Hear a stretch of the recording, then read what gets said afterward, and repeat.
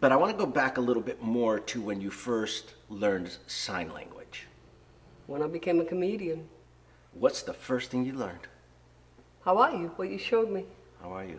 As a comedian, though, you talk about how to say good morning. Well, and yeah. You come from an Italian family. This is good morning. This is good. Then you go good morning, but morning is for sunrise, for the sunrise. But, you're a kid. What are you going to do? I went to our first Italian family reunion. I went up to everybody. Good morning. Good morning.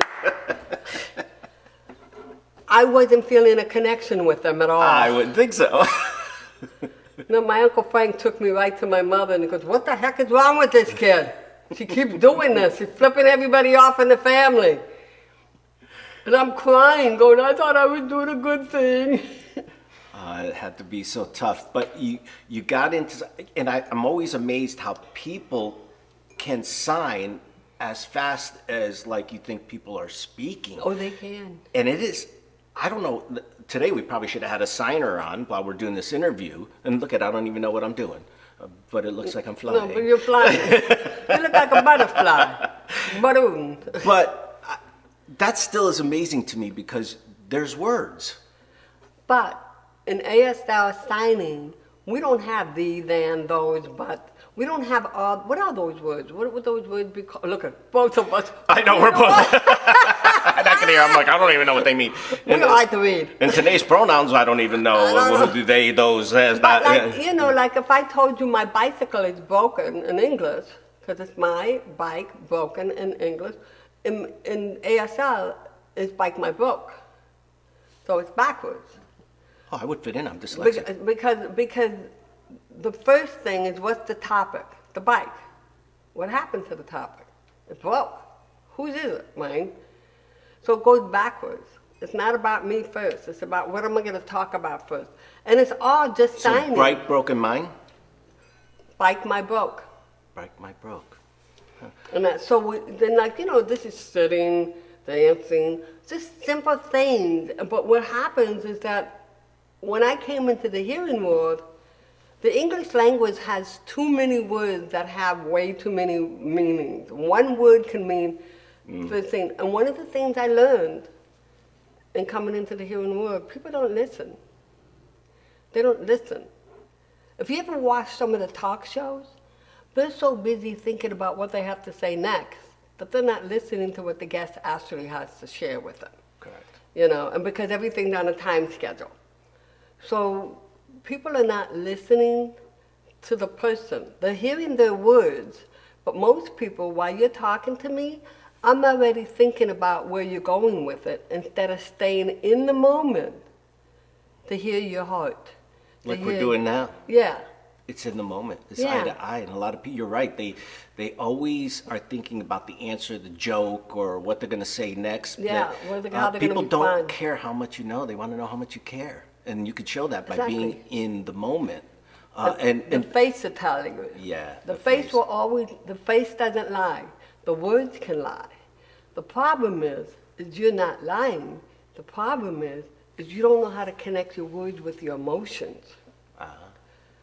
People don't know how to express their emotions. When they hurt, they yell and scream or they blame somebody.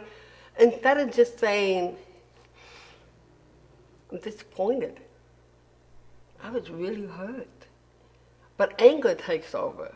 But you gotta be truthful to what you're feeling. And that's where you connect with people. It drove me crazy. People would talk to me while they're walking away. And I'm like, I hope they're enjoying their conversation. I'm nowhere near you right now. And I'll just go give myself a cup of coffee and go, Yeah.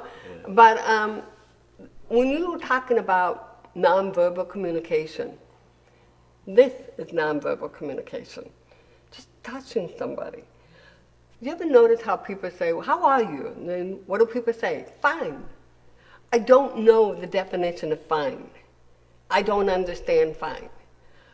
And then you walk on, you pass them up. But if I go up to you and I go, hey, how you doing today? You're going to, because I got you, you're going to automatically tell me what you're truly going, well, today was a hard day. Well, it's heartfelt. you know? It's meaningful. Yeah. But your nonverbal says it too, because it's not just your word, how are you feeling? Yeah. Your whole body and emotion, your nonverbal shows, and you're leaning in. Yeah. Which is the nonverbal, is that you care. And you don't have to Exactly. be deaf or blind to feel that. Exactly. You know. Exactly. Even when somebody in a crowded place and I got to get through, I would gently touch somebody's shoulders and I'll say, excuse me, and I would look at them. I wouldn't shove them. I wouldn't push them. It's kindness. Well, We forget kindness anymore. Everybody's all about in their own little world and this and that. Look, we live in this world together. It's not about you. I learned that a long time ago. It's not about me. It's about how I can give back, how I can contribute. And I've noticed when I work with people sometimes and they have issues going on in their lives, I would sit back and I would watch their whole body. What are they doing with their hands? Where are the arm placement? Are they open for the communication? Are they holding things in? I watch their facial expression. And then I would put in a couple of words that would say like, are you feeling this?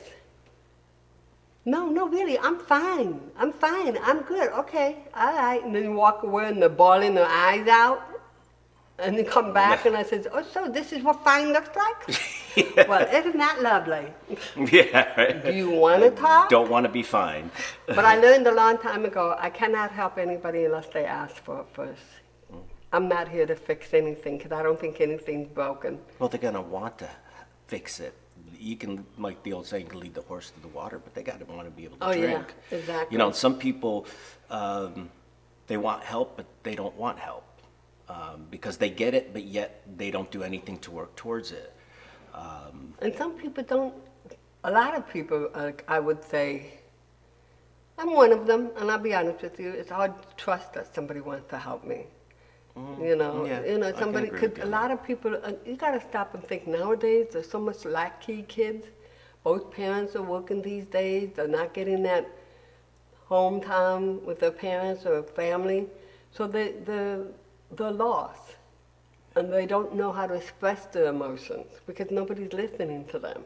Or they don't have the time to listen to them because Yeah. it's more important to pick up that cell call, which is you're not even on call. Exactly. Rather than hearing your own child out or your own family member out.